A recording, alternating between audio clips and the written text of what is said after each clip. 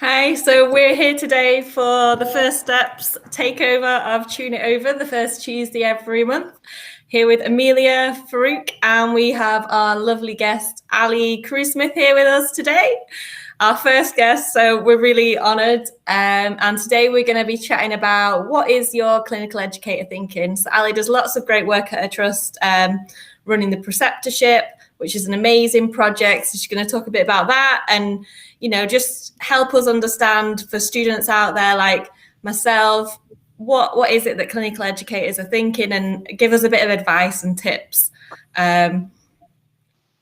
So just be based on our experiences. Obviously, it's different for every placement and things like that, but hopefully we can share some words of wisdom that will really help you guys out there.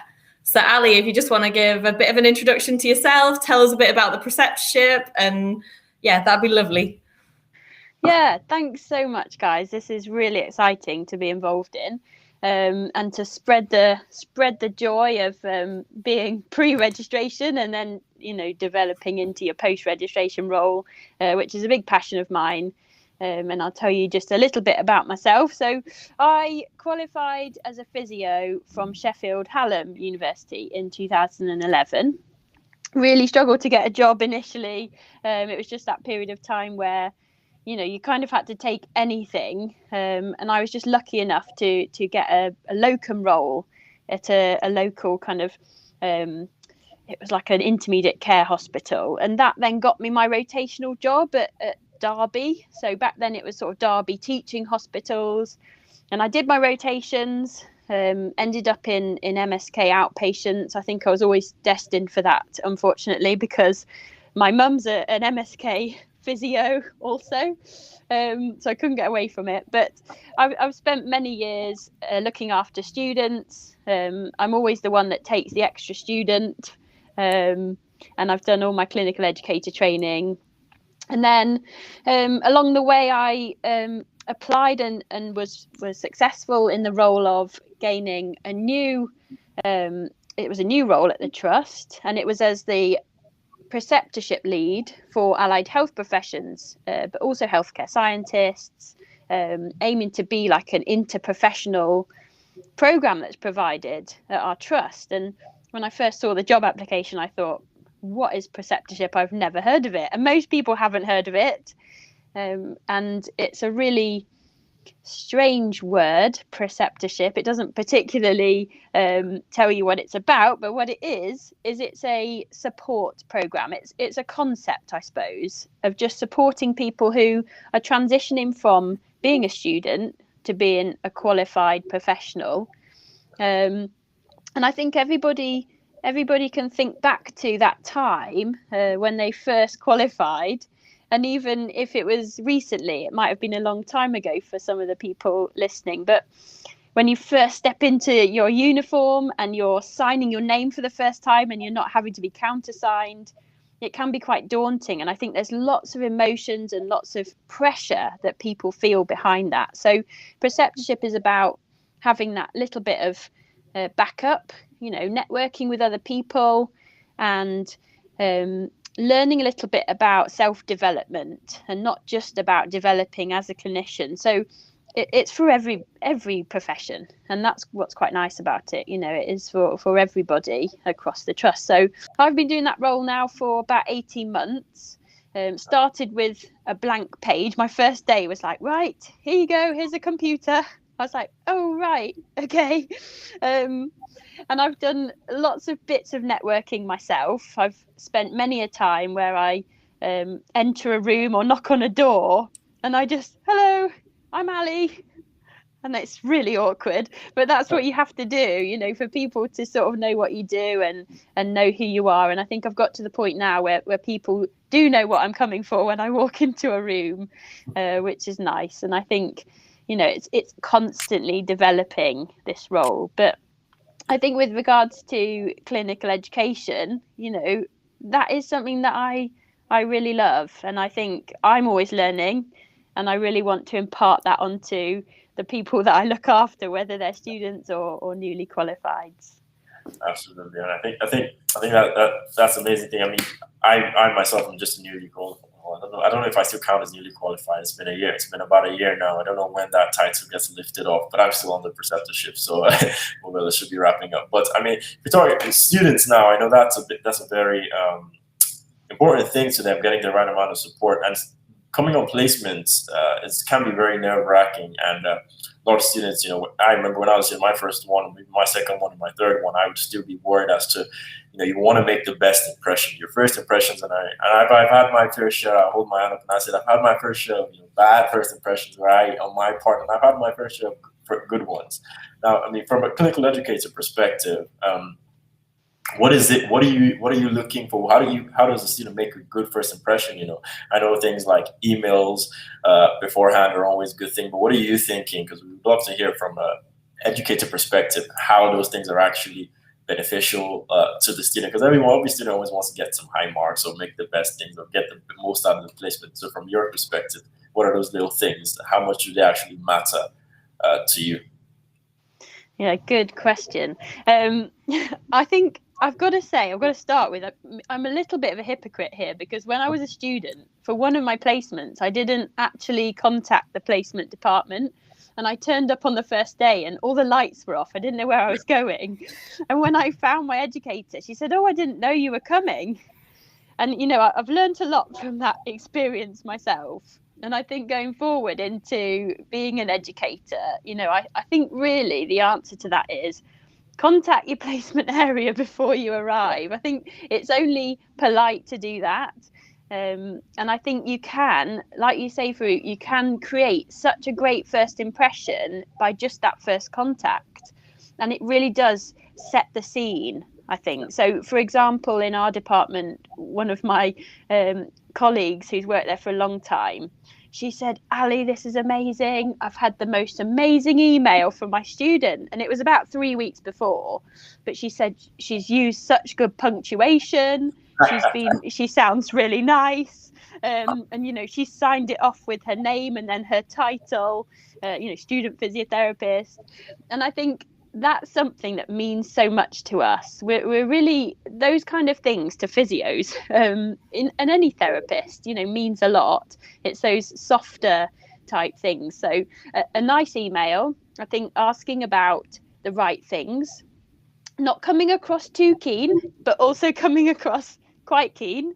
I think it's really nice to have that contact beforehand, for me anyway. And I think, we used to have to ring them up, and you can do that. I think email's quite an easy way of doing it. But I think at least then you've got a little bit more of an idea of what you're expecting. And then we as educators definitely have more of an idea of what we're expecting from you. And I think every single educate different. So again, it gives them the opportunity to almost outline what they're expecting of you. And I think that's a good tip, email and say, what's expected of me? Because we do that a lot in therapy, don't we? And especially in outpatients, with our patients, we say, what are your expectations for physio? And if they don't marry up, and if you're not on the right track from the start, you're on for a bumpy ride. So yeah, you're absolutely right. First impression is so important. I think sort of before you start, but then when you do start, turn up on time, wear a clean uniform and clean shoes. That's really important to me. Bring your badge, your name badge. Again, that is part of, a trust policy generally in most hospitals, but it does create a really good impression. Brush your hair. if you do brush your hair, that's a very old-fashioned thing. And I think for me, I say bring a notebook, because even if you're not really that interested, pretend that you're interested and write things down that I say. So if I say something that sounds relatively interesting, write it down, and then I'll think that you're interested, and then I'll think you're really good. I love that. I hope that all students are interested. But yeah, I get what you're saying. I love a good notebook. I know for me, one of the things I get most nervous about is when people are observing me. I don't know what I should be doing. It makes me more nervous. Or if I'm shadowing my clinical educator, I don't know how active I should be. So I don't know if you've got any tips along those sort of lines. Yeah, I really like that sort of that question as well, because I find it really awkward too.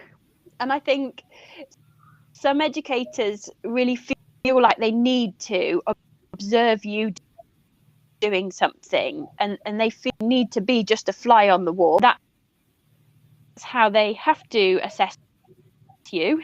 And again, it comes back to, because I think it's having that conversation with your educator, and between your educator and your student, as to right results here. And again, it is a little bit to do with how you learn as a student.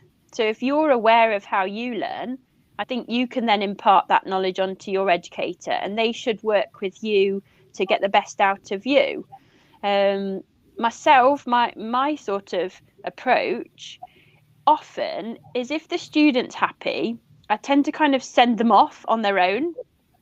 I'll say, right, we'll have a discussion before. What are you thinking? What are you going to do with this patient? And they'll do a little bit of an outline. If I'm happy with that, and they're going to be safe to go and have a conversation, I definitely just send them off on their own, because I think you learn the best way by just doing it. And yeah, you might make a few mistakes. You might say something in the wrong way, but that's the way that you're going to learn.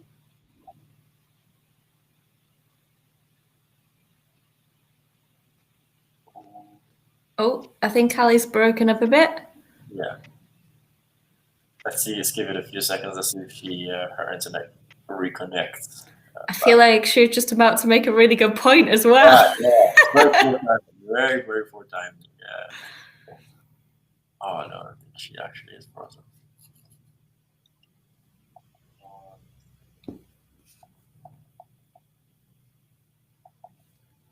Okay, so hopefully Ali will rejoin us. I'll just send her a quick email, but I don't know, Farouk, how do you find it when you're observing people? Oh, I think, is she back? Yeah, she's back. I'm back. Okay. Thank you for coming back. Oh, sorry. This is what happens now. Everything's online. Don't worry about it. We felt like you were making like a really good point about, your strategies for helping students to learn and things like that. Yes. Yeah, absolutely. So I was going to say my strategy is, I just send them in. I think the patient needs to really trust the student as well. And I think sometimes if you're there and your badge says senior physiotherapist, and then the student has student physiotherapist, the patient keeps looking at you as the physio, the qualified physio. And that makes it awkward as well. So if you send the student in, let them make a mistake, as long as they're not going to push the patient over and the patient's going to fall on the floor. Let them have a conversation, let them make some mistakes if they need to. But I think that's the way that they will learn best. And then I think, I trust my student to then come out and speak to me, depending on how they feel, whether they can recognize their limitations. They come back at me, and we discuss sort of what they want to do next. And I think if it goes on to like an objective assessment and they feel like they need a little bit of guidance, I'll say, do you want to do it together? And quite often they'll say, yes, please. So we go in together and we're a little team. And I think in response to your question, talking about, how you work together, how you can shadow your educator, I think, again, it's being a little bit of a unit. When I go into my patient with a student, I say, oh, we've just been discussing this and we've decided this. And, Joe Bloggs has said to me, this is my student, Joe's just said to me that, he feels that you should probably do a little bit more of this. And you're empowering the student a little bit more with that. And I think that's really nice, because a massive thing that I really feel that is my main objective with having a student with me is actually trying to improve their confidence as much as possible, but to an appropriate level. So not being overconfident, but being confident in what they know, being confident also in what they don't know, because that's something, again, where in your career you're going to always have to be very, very conscious of what you do know and then what you don't know. And that's the best way to be. That's the way you're always going to learn. So it encourages that, definitely. Absolutely. I think I missed out some parts of it. I'll be honest. I think my connection went away, but at least I was able to catch the end of it. It was your connection and mine. Another thing that I think a lot of students are very curious about is assessments. You know, everyone has to go through assessments, and assessments. As a student, I knew that I was being assessed from day one, which and every educator has a bit different style. But how do you recommend students go about with the assessment phase? Because that can be a very daunting process. When you're being watched, as they said, you're being shadowed, you're being assessed, and you're going to have further assessments even more formally. You're being assessed on multiple different facets, be it clinical skills, non-clinical skills. How do you work with the team? You've been assessed on multiple different streams, and sometimes to students that can give you some level of anxiety or panic, where you're like, oh, you're going to be doing things that you're not comfortable doing. You're just worried that you make a mistake and it crumbles down. What advice could you give to students who going through that assessment process and that they know you're being assessed? What would you say to them? Yeah, well, it's really interesting because I've had such a variety of students, some that come and don't even know that there's an assessment at the end of a placement, which is very interesting. And then we have students at the other end of the spectrum who are so fixed on getting a high mark that, like you say, they cause themselves anxiety and it affects their performance. Because part of being a physiotherapist and part of being a healthcare professional is actually having a little bit of a personality, having like I say, being aware of your limitations, and being part of the team. And I think if you're too sort of caught up on marks and marking criteria, that can be a bit detrimental. What I would advise is, what's really nice for me as a clinical educator is when people arrive and they know what the marking criteria says, they know about the assessment paperwork, and the student actually is the one that can teach you about the assessment paperwork. Because as educators, we do have students from different universities, and at the moment the assessment paperwork is different for each university, so it may be one that we've never seen before. So I think if you come very prepared, if you're proactive about it, also to help you use that assessment criteria to guide your objectives. So I like to update their objectives weekly, probably, because you say, right, what are you going to achieve this week? How are you going to help me as an educator to tick off these boxes and help to mark you? Because I want to help them. I'm not there to catch them out. So if they say to me, oh, Ali, I haven't really assessed a little toe yet this week, can I please do a physical assessment of a little toe? And I'll be like, yeah, brilliant, let's do that. And I will help to guide them through that, and then I can help to mark them. So yeah, I think there's always going to be a bit of anxiety around that, but I think if you can be the one that leads it, and like I say, is proactive, you're prepared, again, that gives just such a good impression of you as a professional, not just a student. So that would be my advice, really. Proactivity is very key. Proactivity, and let as a student, you should be actively engaging and trying to see what you can do to get those marks and see what you're doing and making sure everything is outlined clearly from the start to the finish to the middle, and reassessing constantly just to make sure you're keeping on top of that. So I think that's very, very good advice. Absolutely, actually. Yeah. And I think especially at the moment, because the thing that we don't speak about over the last year has changed clinical placements a little bit. Yeah. And we haven't had as many face-to-face patients in outpatients anyway. And I think we've still had students coming through the doors, but from the start, I say, you've got to be in charge of what you want to get out of this placement. So I want you to almost tell me what you want to do. So my student at the moment said, I really want to spend some time in pediatrics. So I said, yep, I can help facilitate that. Brilliant. And she's spending a few days in pediatrics.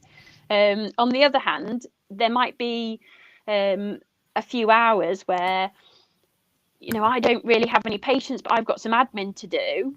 And I'll say, are you okay for an hour or so? And she says, yep, I'm fine. I've got some stuff to do. I've got some reflections to do. Or she'll go and find another professional that has a patient.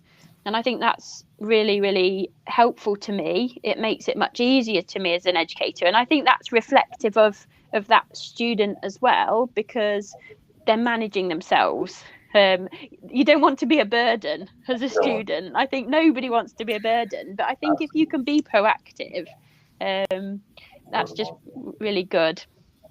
Yeah, I know I found that difficult during COVID, because I know there's like lots of pressures on the staff, and I know I'm a student and I want to learn as much as possible, but equally, I don't want to put too much stress on the staff, because I'm aware they're stressed already with COVID.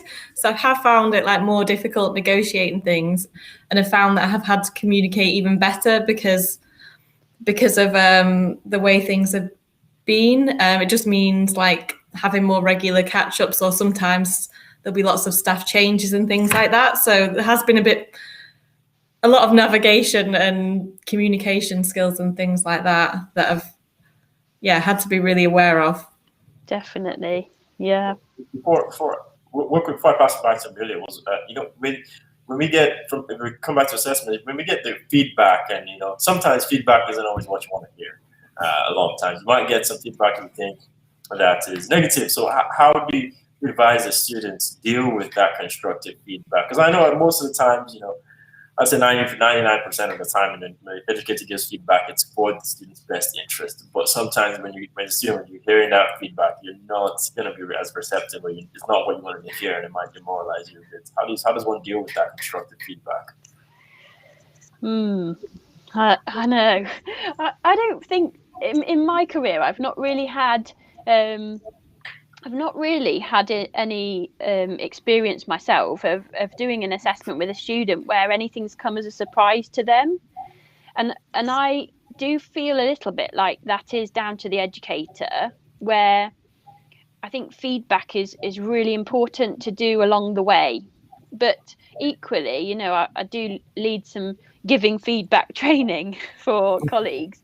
And, a really good tip for feedback is having a conversation, again, being proactive, having a conversation beforehand to your student and saying, how do you want to receive feedback? Because one of them might say, oh, do you mind just like telling me at the end of the day?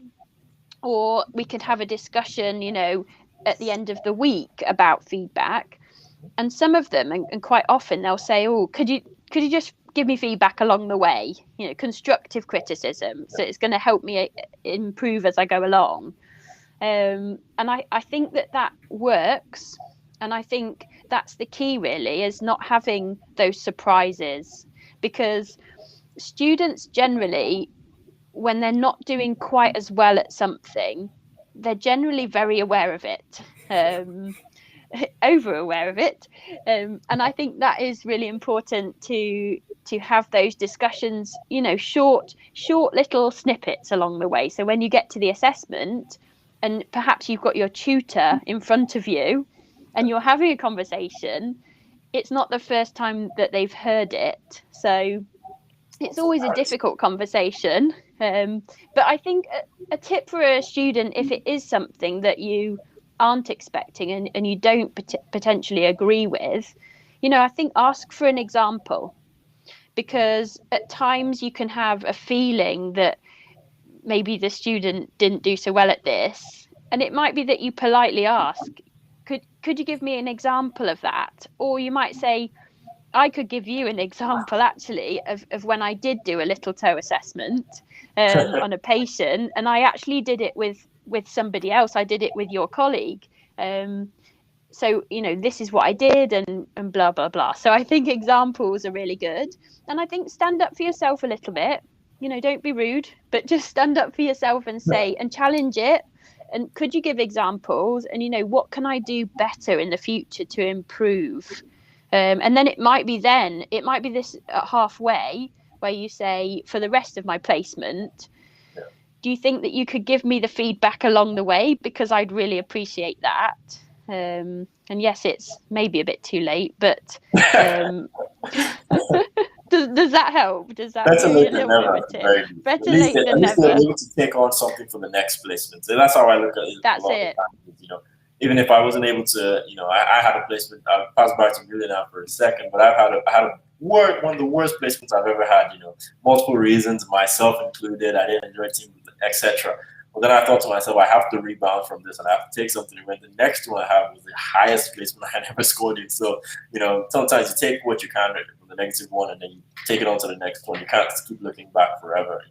Because I was Definitely. And it might be like you say, there's lots of factors, aren't there, on a placement that make you get really good marks or not so good marks. There were some placements for me that they didn't really float my boat. I could tell, but I was trying to play the game a little bit, get the marks that I could to move forward to the next one. And you might really excel with your next educator. And I think that's something that we forget. You may not have a very good relationship with your educator, and it's just a case of getting through it really and doing your very best for those.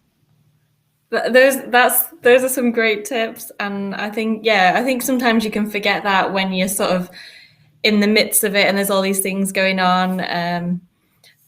But one thing that I think is quite useful to think about is like what's going to happen next, because when I'm in a placement I'm like, oh well, maybe this is a place I'd like to work in, or if I've had a really good placement I'm like, I would love to work with this team, this trust, like there's elements of it that I could see myself working in the future. So have you got any tips for students who've had a really good placement and think, oh yeah, I want to work here? Any tips that could go about getting closer to that? Yeah. Well, I think most jobs now are put out externally on NHS Jobs. So it's a case of, keeping looking on NHS Jobs or some of the online platforms there.